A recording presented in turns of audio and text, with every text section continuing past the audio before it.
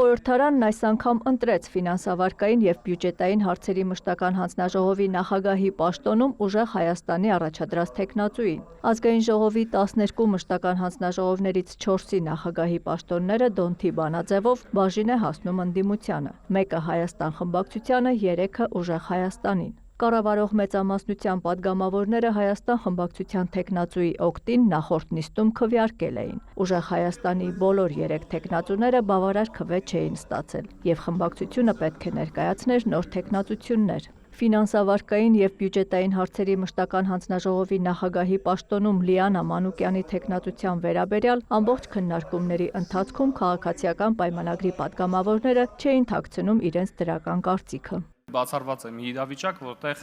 մենք կլինենք ուրեմն քննարկման տարբեր կողմերում եւ դուք մեզ կհամոզեք ձեր դիրքորոշման ճշմարտացիության մեջ եւ մենք մեր դիրքորոշումը չենք փոխվի պայմանավորված մեր կուսակցական պատկանելությամբ։ Եզրափակիչ ելույթում Լիանա Մանուկյանը նշեց, չի եկել ասելու, թե գիտի պետական բյուջեի հազարավոր տողերը, բայց պատրաստ է ապահովել, որ այդ հազարավոր տողերը հիմնավորվեն։ Ֆինանսա-բյուջետային հանձնաժողովի նախագահը ֆինանսների նախարար չէ, նրա գործը կառավարության փոխարեն բյուջե կազմելը չէ, նրա գործը կառավարության կազմած բյուջեն եւ իրականացված ծախսերը վերահսկելն է։ Այո, հանձնաժողովը պետք է կարողանա հարցնել, որտեղից է եկել գումարը, ինչու է այդ ուղղությամբ ծախսվել, ինչ արդյունք է տրվել, ինչ այլընտրանք է եղել, ինչու նախնական պլանավորվածից տարբերվող թիվ ունենք եւ վերջապես արդյոք հարկատուների գումարները արդյունավետ են օգտագործվել։ Ազգային ժողովի հերթական նիստն էլ անցավ ավելի երկար աշխատելու պատրաստակամության մասին հայտարարություններով։ Խմբակցությունների միջև այս մրցակցությունը սկսվել էր դեռ նախորդ օրը, երբ ուժեղ Հայաստանը իր թեկնածուների չընտրվելուց հետո հրաժարվեց արագացված ռեժիմով աշխատելուց, ինչին հաջորդեցին էլ ավելի երկար նիստեր անելու որոշումներն ու դրանից էլ երկար աշխատելու առաջարկները։ Նոր թեկնածության քննարկման ընթացքում նաև կարծիքներ հնչեցին, որ միգուցե օրենքում փոփոխություններ են պետք ընդդիմության հասանելիք հանձնաժողովները ուղղակի ընդդիմությանը տալու համար, առանց երկար բարակ քննարկումների ու քվեարկության։ Համաձայն եմ պարոն Ֆարմանյանի դիտարկման հետ, որ եթե քվոտան հատկացված է օրինակ ընդդիմությանը, այս ընտրությունների process-ը մի քիչ բանա ֆորմալություն է, էլի, որ կարելի է մտածել, մեր մոտ էլ կան մարդիկ, որոնք համոզված են, որ այս հարցը կարելի է քննարկել։ Արայիկ Հարությունյանն անդրադարձավ ընդդիմության հայտարարություններին, թե Լիբանանի հետ պատահած դեֆոլտը կարող է տեղի ունենալ նաև մեր երկրում։ 300,000 ադրբեջանցիների թեմայի տապալվելուց հետո նրա հիմա էլ ընդդիմությունն ուզում է ահասարսուռ այլ թեմայով մի նոր ֆեյք սերիալ նկարել։ Բայց սիրելի հայրենակիցներ, այս գլխից մենք կվիժեցնենք այդ թեման եւ հիմա կասեմ ինչու։ Ժորժ ջան, դուք ընդհանրապես վարկանիշային կազմակերպությունների վարկանիշները նայում եք։ Նույնիսկ եթե այդ թեմային մոտ թեմա կա Հայաստանի Հանրապետությունում, Moody's հեղինակավոր ընկերությունը 2026 թվականի հուլիսի 28-ին փոխում է Հայաստանի վարկանիշը կայունից դրականի BA3-ի եւ պատճառը ինչ է գրում։ Պատճառ տնտեսական աճի բարձր ներուժ եւ ամուր մակրոտնտեսական ցուցանիշներ։ Fitch-ը Հայաստանի Հանրապետությանը տվել է BB- վարկանիշ, պահպանելով դրականը։ Հրապարակվել է հուլիսի 10-ին։ Standard & Poor's վստահ եմ գիտեք, տվել է BB- 2026 թվականի փետրվարին կայունից փոխելով դրականի այն ժամանակ, երբ Հայաստանի Հանրապետությունում ընտրություններով պայմանավորված կար վտանգ պետության զավթման։ Սա փետրվարին է տեղի ունեցել եւ դուք եկել եք ինչ-որ Լիբանանի դեֆոլտից եք ստեղ խոսում։ Լիբանանի դեֆոլտը մի քիչ ուսումնասիրեք, էլի։ Այս ընկերությունները, այս կազմակերպությունները Լիբանանի դեֆոլտը երբ որ պետք է սկսվեր, դրանից 7-ից 9 տարի առաջ են սկսել դրա մասին խոսել։ Այստեղ հնչում է միտք, որ իբրև թե մենք fake թեզերով ենք հանդես գալիս, իբրև թե տեխնոլոգիա ենք կիրառում, պետական պարտքից ենք խոսում։ Սիրելի ժողովուրդ, քաղաքացիական պայմանագիր խմբակցությունը, կուսակցությունը ունի այսպես մի բառակույտ, որով փորձում են ազդել մարդկանց ենթագիտակցության վրա։ Մասնավորապես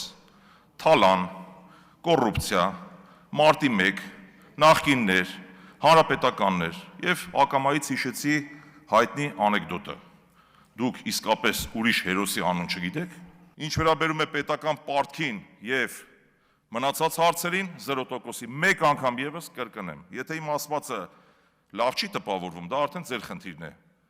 Ես խոսում եմ պետական պարտքի կառուցվածքի եւ կայուն կառավարելիության մասին։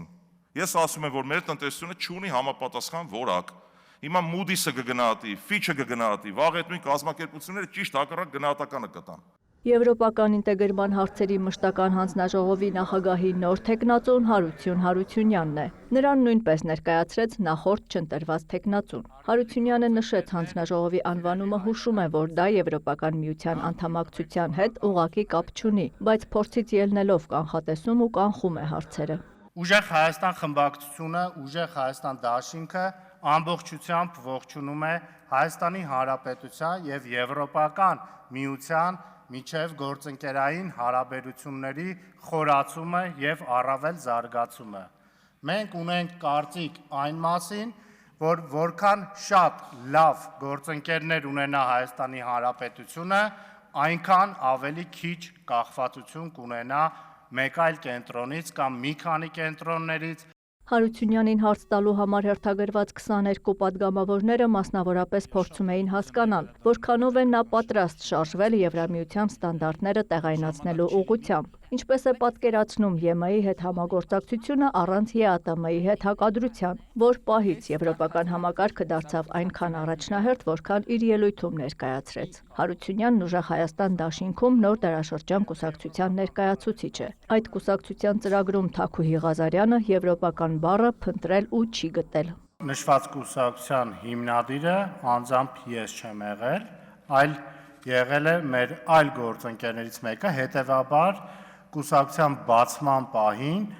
այդ մասով եվրոպական բառ ձեր ասած չնշելը ինքնին չի կարող հիմք հանդիսանալ պնդելու, որ եթե եվրոպական բառը նշված չէ, ուրեմն եվրոպական ուղղությունը բացառված է։ Հռիփսիմե Գրիգորյանը նոր թեկնածուին էլ տվեց նույն հարցերը, ինչ նախորդին էր ուղղել։ Համաձայն է, որ Ռուսաստանն ու ՀԱՊԿ-ն չեն կատարել Հայաստանի հանդեպ իրենց պայմանագրային պարտավորությունները, երբ Հայաստանը դիմել էր Ադրբեջանի ներխուժումներից հետո, իսկ Եվրամիությունը տվել է հստակ քաղաքական գնահատական, դատապարտելու նշել, որ պետք է ադրբեջանական զորքերը հետ քաշվեն։ ՀԱՊԿ-ի հետ Հայաստանի Հանրապետությունը ունի նաև իրավունքներ, բացի պարտականություններից, նույնը բնականաբար նաև փոխադարձ։ Եվ մենք այո, գտնում ենք այդ մասով, ՀԱՊԿ-ին պետք է հարցեր ուղղել, հասկանալ ինչու իր պարտավորությունը չի կատարել։ Բայց կրկին, որպես իրավաբան, ուզում եմ ձեր ուշադրությունը հրավիրել հետևյալին. ցանկացած փաստաթուղթ, որը մեկ կողմի համար սահմանում է պարտականություն,